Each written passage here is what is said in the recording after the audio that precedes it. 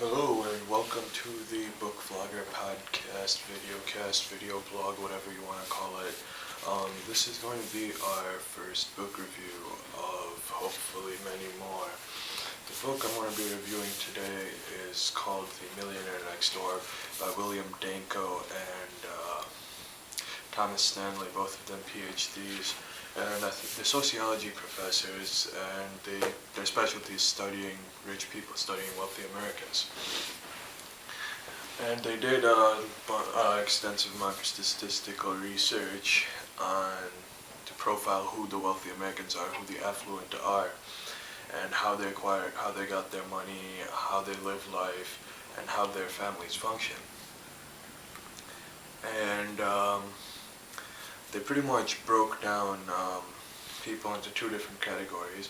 They had the average accumulator of wealth, which is essentially a person whose net worth is equal to 1/10 of their age multiplied by the current annual income from all sources. So all the money coming in times 1/10 of their age. And then they had the underaccumulator of wealth, who would have half that amount, and the prodigious accumulator of wealth, so UAWs, AAWs, and PAWs, which would be twice as much as the average accumulator. Most of the millionaire households they profiled, there wasn't the whole lifestyles of the rich and famous, like extravagant. It had really nothing to do with it, because they gave the example. There's a lot of anecdotes in this book and stories, and they gave the example of the first time they held like a sort of survey type thing for the millionaires that they found. So they invited them all, and they had caviar and fancy foods and wine and like beers and fancy stuff, and no one pretty much ate. They all just kind of sat there and took a couple crackers and sat down. The next time they just had like normal sandwiches and like juices and sodas, and they did fine. So really the current millionaire, their profile essentially what they came out with was 20% of those affluent households, there's over $1 million in net worth. They're headed by people that are retired, and then the remaining 80%, most of those are by self-employed people or people that own their own businesses.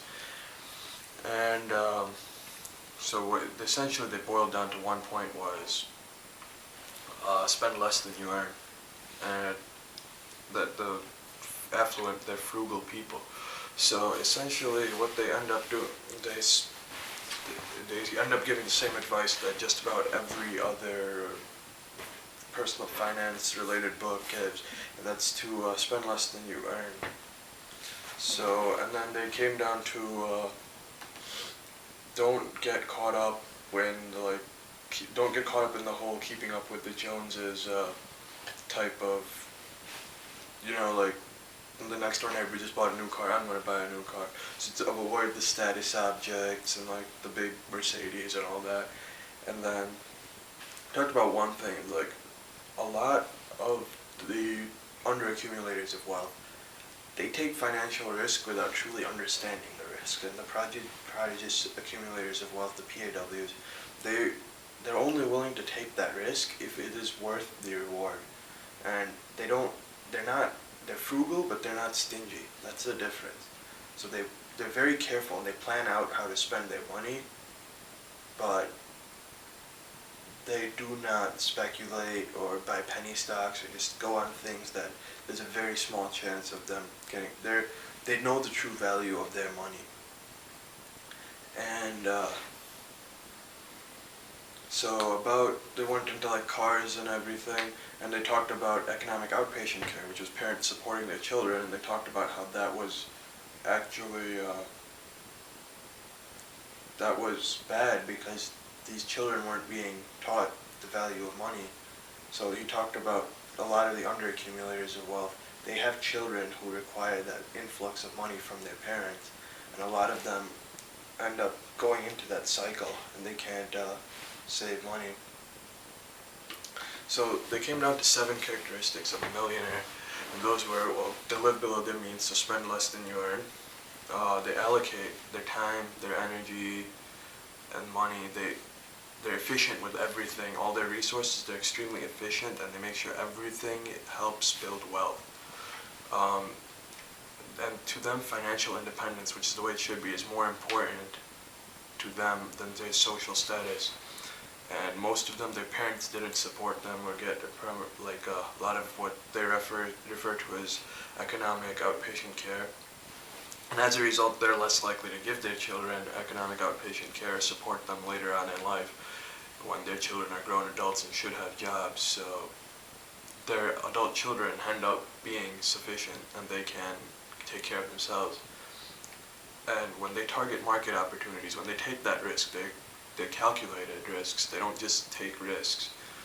And the biggest, the key point that this whole book is, they picked the right job. So I wrote like a post on my personal blog about choosing your major. So do something you like. It helps a lot. Did have a couple problems with this book. Not, well, I wouldn't really call them problems, but there's flaws in the book, definitely.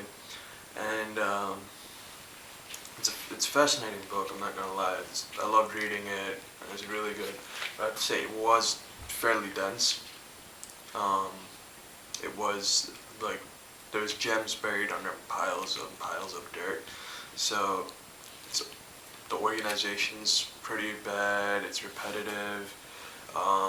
It gets dull after a while. I mean, most of the time when I have a book about this length, what are we talking, like 250 pages or so, about this length, I usually just sit down and go through it in one sitting. This book took me a couple days to get through. I had to put it down, pick up another book, or go do something. This is one of those books where it doesn't draw you in to read the book. There's some books like, Blink, or many of the Gladwell books, or the Dan Ariely, Predictably Irrational book, and those books draw you in. This book, sort of, I'd compare it to reading primary research almost. Not as dense, but I mean, that's the most reliable comparison I can make right now.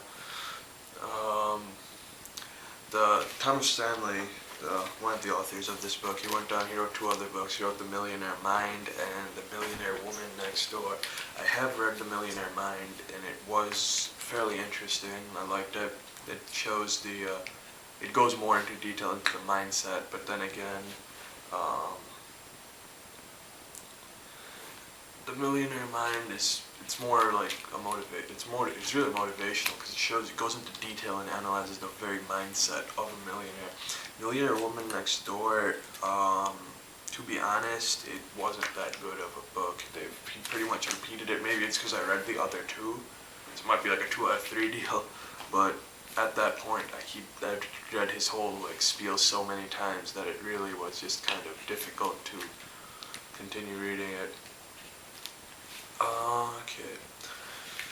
So I bought this from my local bookstore for around $10, I think, maybe a little less, and it is in the Bookvlogger Amazon bookstore at I believe it's around $9. So after shipping and handling, it comes out to around $12 possibly. Let me just check right now for you.